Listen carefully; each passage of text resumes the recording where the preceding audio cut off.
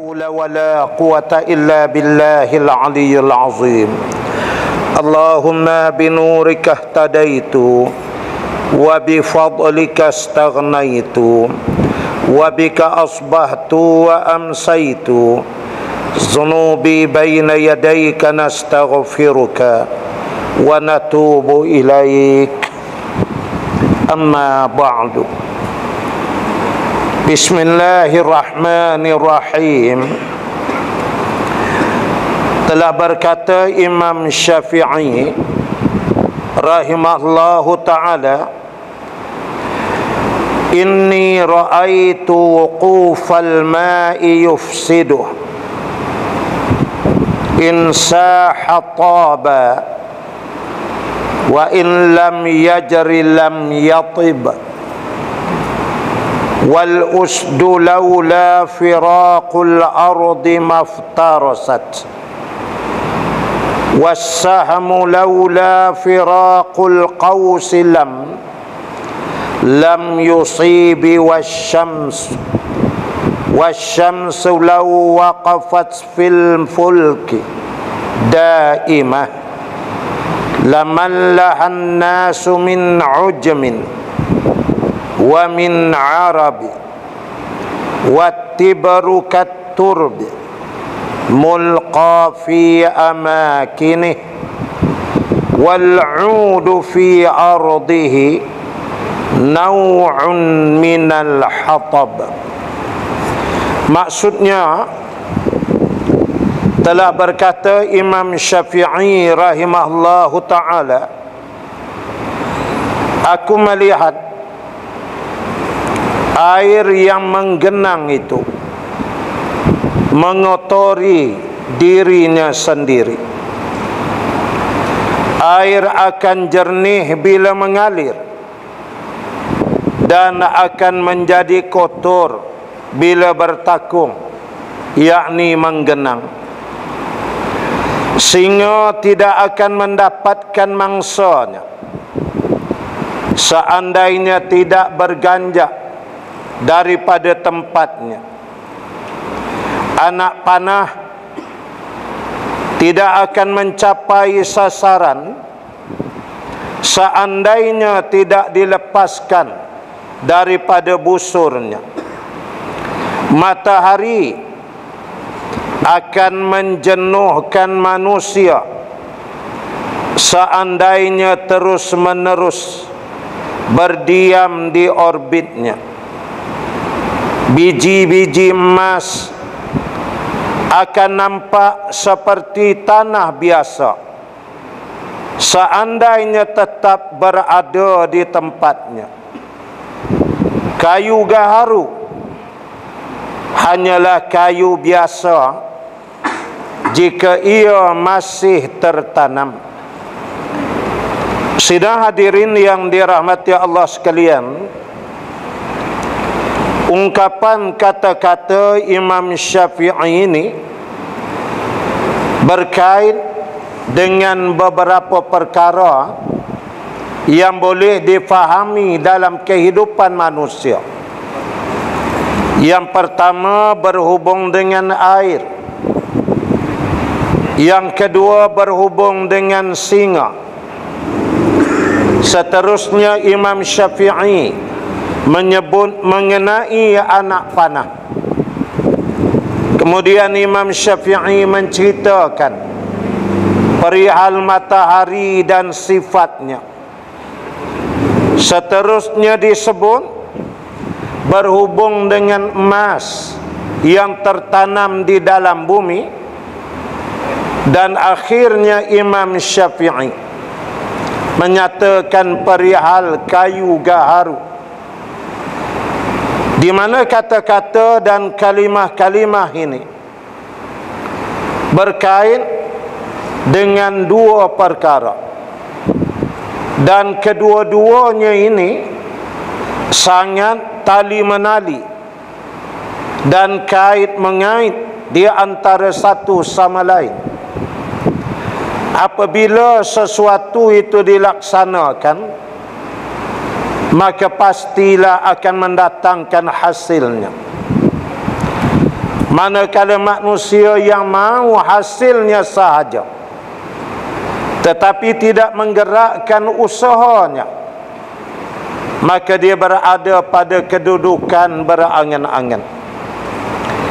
Yang pertama dinyatakan oleh Imam Syafi'i, aku melihat air yang bertakung itu mengotori dirinya sendiri.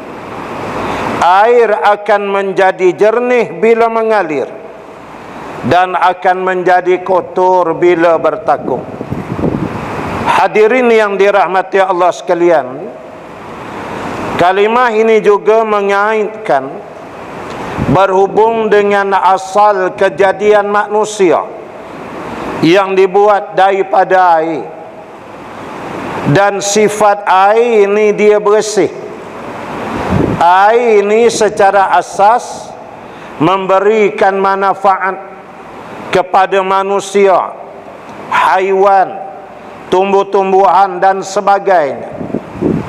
Tetapi satu perkara, kata Imam Syafi'i, yang mesti diperhatikan ialah mau tidak mau air ini mesti bergerak.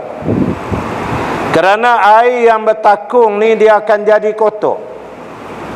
Longkang kalau tersumbat misalnya, kita akan melihat akan terjadi kekotoran pada air yang berkenaan. Apabila dia terhenti, maka nyamuk pun boleh membiak. Dan kalau kawasan tu luas, airnya banyak, ular sawa pun akan berendam dalam tu. Tiada ikan yang boleh hidup, melainkan dimakan nanti oleh ular yang berkenaan.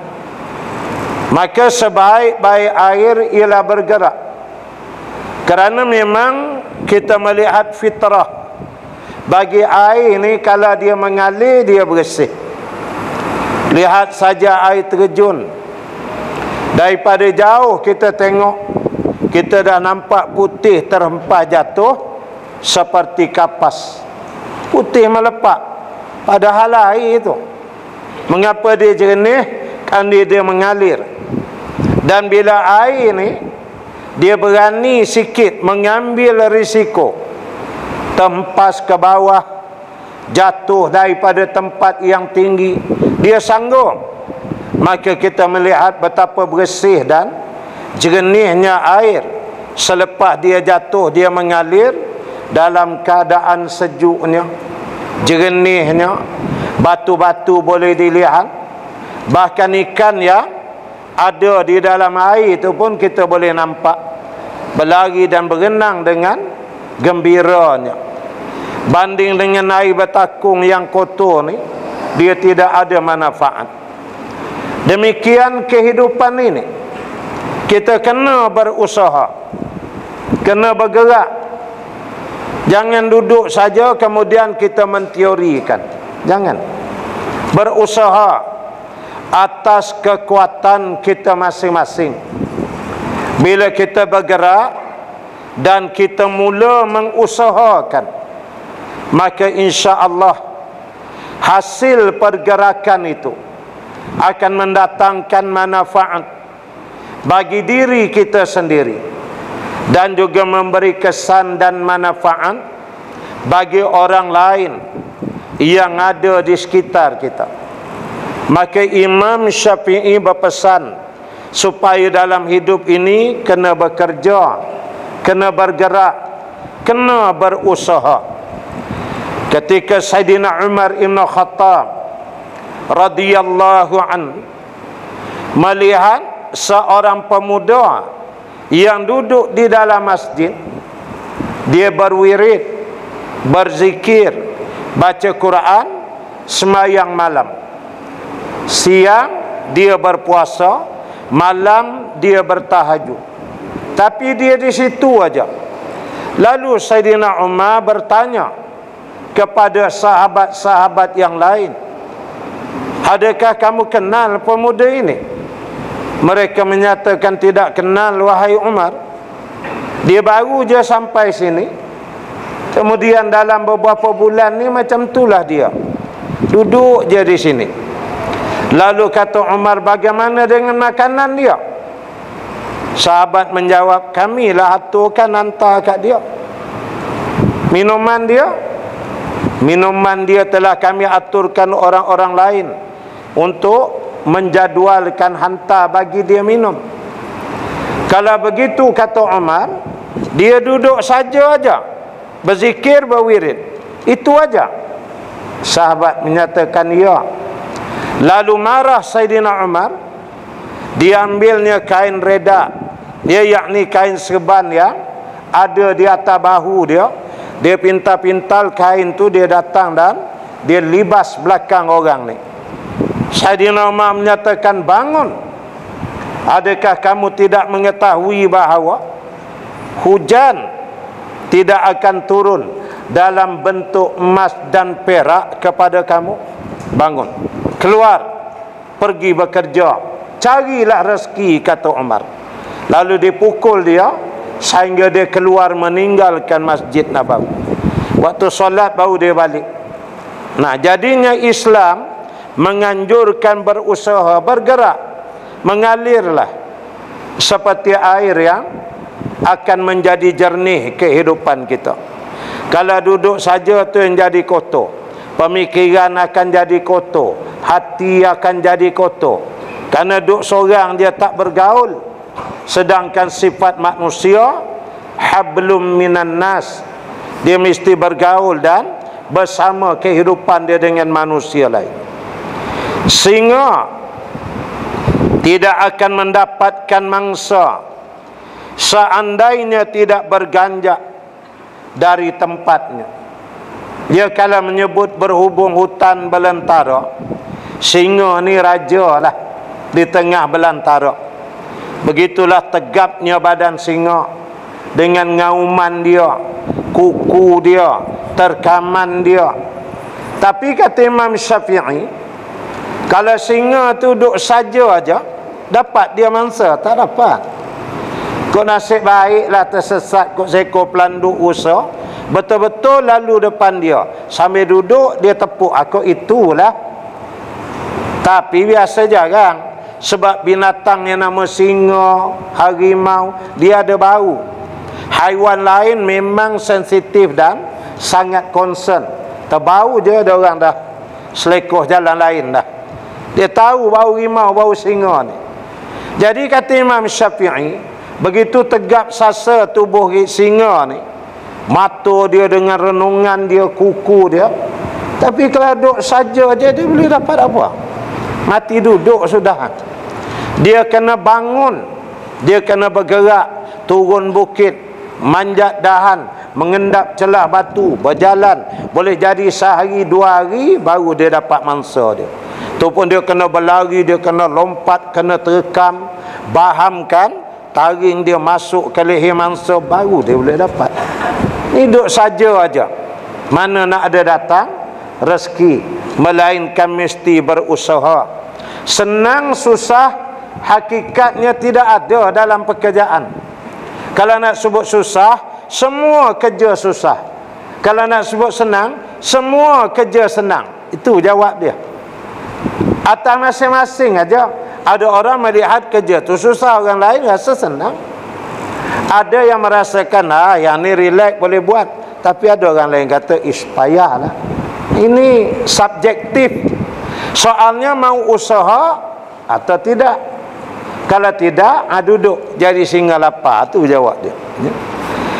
Kata lagi Imam Syafi'i, anak panah tak akan mencapai sasaran seandainya tidak dilepaskan daripada busurnya.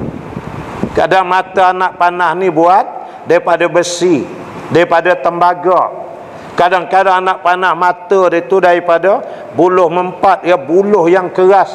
Batang dia batang buluh, mata dia pun buluh. Tajam, dengan bisanya, dengan menyakitkan. Dia panas ini boleh tembus ke belakang. Tapi anak panah tu kata Imam Syafi'i, duduk saja je dalam bekas anak panah. Boleh kena. Tak kena apa. Dia kena dicabut keluar. kena diletak, tarik, bedek elok-elok, lepaskan. Artinya dalam hidup ni mesti ada sasaran. Kalau bahasa-bahasa orang-orang moden ni dia kata kena ada objektif dalam hidup. You have to set your own goal. Kena ada matlamat dalam hidup. Itu sering disebut kononnya oleh orang-orang motivasi ni. Set the goal.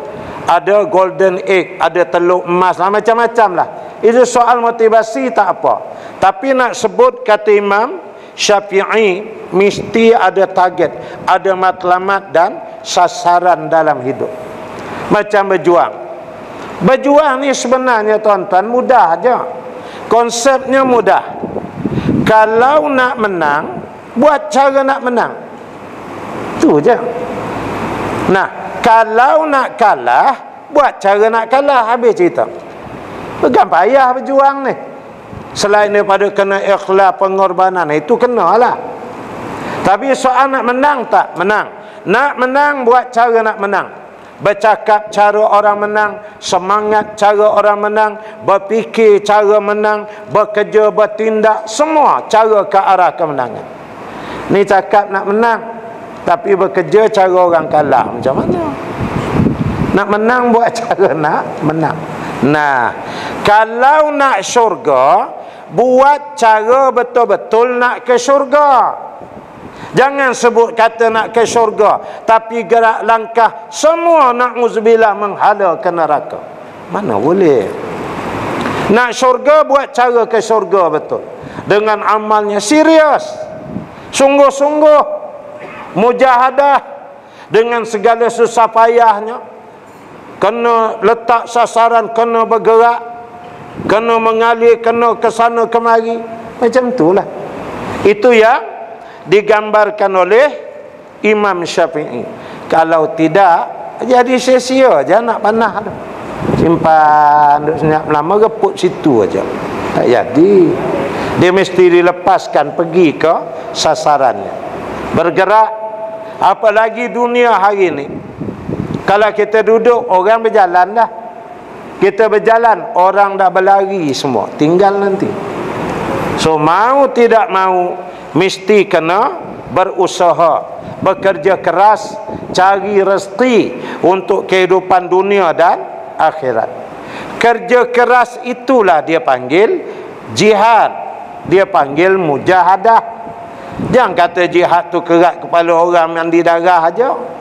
Cari rezeki untuk anak isteri, suami suapkan rezeki ke mulut isteri, juga jihad yang diberikan pahala oleh Allah Subhanahu wa ta'ala. 3, tadi mula dia sebut air kena mengalir. Singa kena bangun, kena mengaum, kena berlari, kena menerkam. Anak panah kena meluncur keluar, jangan duduk saja aja. Rezeki dia tak datang bergolek begitu. Seterusnya matahari akan menjenuhkan manusia seandainya terus-menerus berdiam di orbitnya. Fardu takdir Allah, matahari berada di atas kepala. Kita kata waktu zuhur, Ghalib ni waktu zuhur 12.30, 1.30 ni, kalau tak ada mendung, tak ada hujan, awan apa semua, memang sepanas-panasnya pukul 12 ni. Apa kata Imam Syafi'i, pukul 12 tu matahari sampai tempat dia, batu senyap kat situ tu selama sebulan dah lah, tak sah setahun. Dia duduk situ 12.30 tu sebulan. Macam kemarau ke tidak di bawah ni, kebakaran berlaku, pokok kayu akan jadi kering, daun akan mati, air jadi kering semua, sumber kehidupan mulai mengurang sebab cuaca terlalu panas. Kenapa? Kerana matahari duduk situ tak bergerak. Yang boleh berjalan kehidupan ni mengapa? Kerana ada, kata Imam Syafi'i, pergerakan matahari itu. Nanti fajar aja dia menyingsing keluar. Mula dah kena layan ke laut, orang bekerja ke pejabat untuk berjalan, dah masuk waktu duha, mulai mana sikit. Orang-orang di ladang mula dah yang menabur benih, ibu-ibu yang sidai kain, mula menjemur kain, dah basuh kain dia, naik lagi datang zuhur begini, mula berkumpul pula menyembah Allah, lepas ni keluar pula, ya, berjalan di atas muka bumi, cari lagi rezeki, kembali pula geduk tukang berehat sekejap, jalan lagi pukul 6 dah habis, rehat dah gelap datang isyak, waktu tidur Allah bagi rotation, putaran kehidupan. Allah tak letak kata Imam Syafi'i matahari situ, tak kepayah kita nanti. Begitulah kita pun macam tu aja sampai ke sudah, tak bergerak-gerak, tak berubah-ubah, perangai tak berubah, akhlak tak berubah, tindakan tak berubah. Kalau matahari itu di situ aja memberi mudarat dalam kehidupan, kita pun macam tu juga, situ aja. Terus ambil banyak, ambil ustaz-ustaz aja. Kami contoh ke kami lah ustaz-ustaz. Kalau ustaz-ustaz ni, maaf cakap, ni kami sebut kami ni, ustaz-ustaz ni dia mengajar, tapi kalau dia malas macam anak murid juga, membaca tidak, buat kajian tidak, referen buku pun tak ada, mini library pun tak ada di rumah, kitab entah ke mana, nak mengajar pakai lintah begitu apa teringat je lepas, takkan tahan lama. 25 tahun dah dia ceramah, orang cakap nanti, siapa hari ni? Ustaz Fulan bin Ustaz tu kan itulah ceritakan kejap ni apa tu ni itulah. Orang pun dah naik muak dah. Dia dah tak ada kualiti. Kenapa? Kerana dia sendiri tak mengusahakan diri dia. Dia tak mau bergerak. Nah, kalau memang rasa ilmu kita sikit, sedangkan kita ni dah terduduk untuk penyampaian dan mengkongsikan ilmu dengan orang, usahalah tambahkan ilmu, belajar lagi. Biarlah dah tua-tua pun belajar, tambah contoh. Begitu juga dengan bekerja. Kalau rasa income tak cukup, anak makin ramai, dia ni sekolah pula dah mula fizikal, duit mula nak pakai dah tu dengan yuran tambah bas. Cari usaha. Ini banyak. Kita tak apa pandai lah, tapi anak-anak muda dia pandai. Dia buat bisnes online ni, banyak ribu-ribu boleh dapat. Asal mau usaha aja. Itu yang dipesan oleh Imam Syafi'i. Memang sifatnya matahari itu mengeluarkan cahaya, memanglah. Tapi kalau dia tak bergerak, situ aja hilang manfaat cahaya dia tu. Gitu juga kita. Kita ada pemikiran, kita ada tenaga, tapi tidak kita gerakkan. Yakin pada diri tak ada, menyebabkan semua akan menjadi sia-sia. Maka harus digerakkan, kata Imam Syafi'i. Biji-bijian emas akan nampak seperti tanah biasa seandainya tetap berada di bumi dan berdiam di sana. Emas yang dipakai oleh orang-orang perempuan, rantai, cincin, segala apa, kan cantik, yang tebal, yang nipis, subang, berkilat bersilau, tapi asal di mana? Bawah, di perut bumi. Emas tu dia jadi bernilai, itu dia jadi high quality, sehingga sekeping panjang ni gelang tangan sampai 10.000 pun ada. Kenapa? Kerana dia bersedia untuk diproses. Dia duduk dalam bumi itu, dia korek bumi itu, dicari, dipunggah dia, didulang, diayak. Dah dapat tukang, diasingkan lagi, dibersihkan lagi, dia letakkan dia. Lepas tu dileburkan. Api yang lebur emas ni tak tahulah berapa ribu darjah sentigrade Fahrenheit ni, sehingga dia jadi lebur emas ni, cair.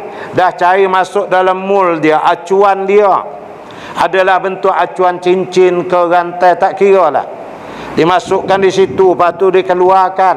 Keluar tukang, ada di tukang-tukang pula, di tukang emas, letak pahat kecil tu, ketuk-ketuk sikit, ejas sikit, kikih sikit. Sakit tu kena besi, kena apa, tapi dia tahan. Bila emas ni, dia tahan ujian-ujian yang memang dia kena lalui. Perlahan-lahan dia mengangkat dirinya menjadi makhluk yang bernilai di hadapan seluruh manusia. Manusia sanggup berbunuh-bunuhan kerana emas ni. Jangan main-main. Ia bernilainya emas, bernilai. Mana dalil? Dalilnya emas dikenakan juga zakat. Ada zakat emas, zakat perak. Dia bila Allah cukai, Allah bukan cukai, ambil atas zakat, itu bernilai itu. Itu kata ulama. Jadi emas ini ada zakat dia dengan syarat genap haul apa semua. Tapi dia pergi ke tahap tu, daripada bawah bumi yang dipijak-pijak, dia injak-injak, naik sampai ke leher manusia, naik tergantung di tebing telinga. Bila dia boleh duduk di situ tu? Bila emas tu tadi tahan dengan kepelbagaian ujian-ujian.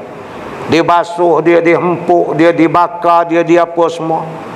Dia redha, dia tahan ujian ni, lama dia jadi mulia. Begitu kehidupan kita manusia ini.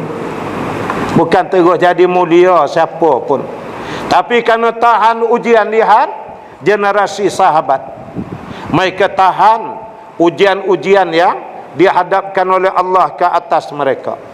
13 tahun di kota Mekah, mereka sabar menghadapi ujian. Yang mati dibunuh syahid, jalan dulu. Yang hidup tanggung penderitaan. Yang hidup tapi buta seperti Zinnirah, bertahan istiqamah dengan Islam walaupun dicungkil matanya keluar hidup-hidup. Sabar. Yang dijemur dibakar macam ikan kering seperti Bilal bin Rabah, istiqamah. Tapi akhirnya sebagaimana emas disepuh, mereka terangkat mempunyai nilai. Bilal diberi ruang oleh Allah dan Rasul naik ke atas bumbung Kaabah pada hari Fathul Makkah melaungkan azan. Seorang yang asalnya dianggap hamba, yang siapa pun tidak memandang dia di Mekah. Dan kulit dia hitam metalik, bukan hitam biasa, hitam metalik. Kulit Bilal bin Rabah tu punya dihina di orang Arab, terangkat naik di bumbung Kaabah melaungkan azan. Cuba bayang. Bila sanggup menghadapi ujian-ujian dan tekanan-tekanan. Demikian juga para sahabat di Madinah menghadapi ujian daripada ahli kitab.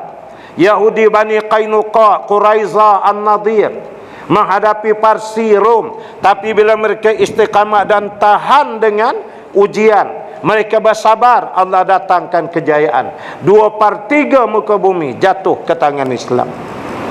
Itu kata tadi, kalau nak menang, buat cara nak menang. Itu aja. Sabar dan jalankan tugasan dan kerja, maka Allah Ta'ala bagi. Tidak emas tu kalau duduk bawah bumi, siapa ada nilai nak tengok? Siapa pun tak peduli dia. Tapi bila dia bersedia, diuji sikit, dibakar semua, duduk dalam cermin kaca dia tu, Pak Gad 2 orang, senapan gajah duk tunggu. Cubalah rompak ambil, makan peluru jawab dia. Ini dia ada nilai. Seterusnya akhir kata Imam Syafi'i, kayu gaharu hanyalah kayu biasa jika masih tertanam di muka bumi. Dia ada orang buat perusahaan menanam kayu gaharu. Sekali tanam tu 10,000 hektar misalnya. Kayu gaharu ni dia wangi bila dibakar. Ambil getah dia, ambil kulitnya. Saya ada anak murid yang bahagian kayu gaharu ni. Dia jaga ada orang besar punya ladang berpuluh ribu hektar. Dia kata bila nak ambil getah dia tu ustaz, dia akan injek. Ada bahan lah. Dia injek dekat kulit pokok tu. Jadi macam supaya macam kita bila injek ke kita jadi demam. Bila demam tu kebah keluar peluh kita ni. Macam tu pokok tu ustaz, teori itulah. Bila saya injek je bahan tu ustaz, bahan tu rahsia dia kata. Dia injek aja, kayu tu macam dia demam. Gitu teorinya. Nanti lepas minggu dia start sikit-sikit dia keluar getah. Tahulah dia rasa panas macam kebah demam apa. Getah tu diambil. Kemudian kulit dia tu dijemur. Kayunya tu dilapah-lapah, dijemur, dikeringkan. Dia orang grind lagi. Bila dia dah bersedia dilapah, dikikis, kemudian dia blend, dia grind, bagi halus jadi serbuk pasir betul. Dia sanggup menghadapi ujian-ujian ini, kesusah payahan ni. Lepas tu dia buat pula arang, letak dalam bekas api lagi, ambil dia tabur atas api. Hanya saat dia bertahan tu aja baru dia mengeluarkan bau harum gaharu tadi. Kalau pokok gaharu tu, kata Imam Syafi'i, tak tahan ujian-ujian tadi, tak sanggup dia potong, dia dilapah, dia dijemur, ditarah kulit dia, diambil kayu dia hancurkan, dia blend, dia tak sanggup hadapi tu, dia duk jadi kayu buruk cacat situ lah. Tapi macam mana dia boleh wangi? Bila dia sanggup menghadapi ujian-ujian. Itu dia panggil mujahadah. Bilanya kayu gaharu sanggup bermujahadah, gitu kalimahnya, dah jadi serbuk dah, tak berupa kayu apa dah, hancur, ambil tabur atas api, bau dia Masya Allah, bau keluar harum, bau gaharu tu. Ni contoh-contoh yang diajak oleh Imam Syafi'i supaya kita memikirkan, melihat kepada kejadian-kejadian alam. Entah namanya air yang hari-hari kita minum ni, singa yang kita boleh lihat di dalam hutan, anak panah yang diguna pakai dalam memburu dan berperang zaman dulu. Begitu juga berhubung dengan matahari, bagaimana pergerakannya tidak pernah henti setiap hari. Dia berhenti je satu angle, kita susah pula. Maka bergerak, jangan berhenti. Bergeraklah, berusahalah, hasilnya nanti Allah akan bagi. Begitu juga dengan emas. Memang emas tu bernilai, ya, emas ni sangat bernilai. Sebab itu dalam Islam, kalau dikira sukat dulu, kalau negara Islam memerintah di dunia dulu, sejak awal lagi bayar dengan nilai emas dan perak. Dia panggil dinar dan dirham, ya. Dinar itu emas, dirham itu perak. Mengapa emas? Sebab emas tu dia tetap nilai dia. Kalau print dengan kertas macam duit kertas hari ni, dia boleh jadi susut nilai yang teruk. Emas tak, dia duduk situ, dia emas, dia seketul pure ori emas tu, bukan kertas. Letak gambar buah nombor 1 jadi RM1, tambah kosong jadi 10, tambah kosong lagi jadi RM100, tambah 3, satu lagi kosong RM1000. Kertas keping tu aja nilai itu. Tapi emas kalau seketul kata 5 gram sekian harga, 5 gram tu itu emas. Sebab itu Islam dia letak sukat kira dengan nilai emas. Sehingga rambut bila dicukur budak-budak untuk ditimbang bagi pada orang miskin, timbang rambut tu dengan sukat nilai emas. Duit tu bayar pada orang miskin. Duit orang miskin ada pada kepala anak orang kaya. Bayangkan sistem sosial dalam Islam ni hebatnya. Jadi ini yang diterangkan oleh Imam Syafi'i. Semoga kita jangan berasa malas-malas, berasa lemah. Dia berasa ia nak tak demut ada mut, jangan. Usaha, kerana Nabi menyebut Allah suka seorang muslim lagi mukmin bila dia buat sesuatu, dia buat secara bersungguh-sungguh. Semoga Allah memberikan kita kekuatan untuk menzahirkan sebenar-benar kekuatan kita. Kalau ikut kajian, memang hakikatnya setiap manusia dia belum guna lagi full capacity kekuatan dia sebenarnya. Kalau betul-betul dia guna, dia punya sukses tu jauh lebih daripada apa yang kita ada hari ini. Itu menurut kajian. Wabillahi taufiq wal hidayah. Assalamualaikum warahmatullahi wabarakatuh. Wallahu alam.